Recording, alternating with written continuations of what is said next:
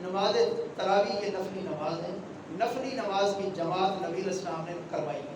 اور آپ صلی اللہ علیہ وسلم نے رات کی جو نفلی نماز ہے جس کو قیام اللیل کہتے ہیں، اس میں آپ صلی اللہ علیہ وسلم نے 3 راتیں صحابہ کرام کو جماعت کروائی تھی، تو اس میں آپ صلی اللہ علیہ وسلم نے وتر بھی پڑھائے تھے۔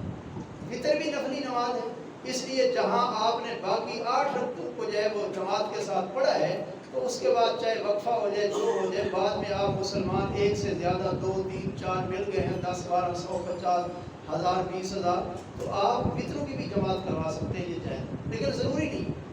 کیونکہ یہ خود عبادت ضروری نہیں ہے ہم کہیں جی ضروری ہے جماعت سے کروائیں، یہ ضروری نہیں،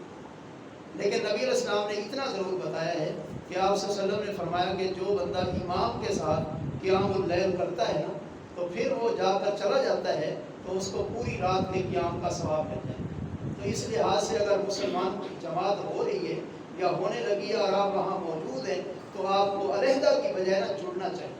تو اس وقت آپ جماعت کے ساتھ پڑھیں۔ یہ سوال آپ کے پورے ہو گئے، اور کوئی سوال ہے تو کر لو۔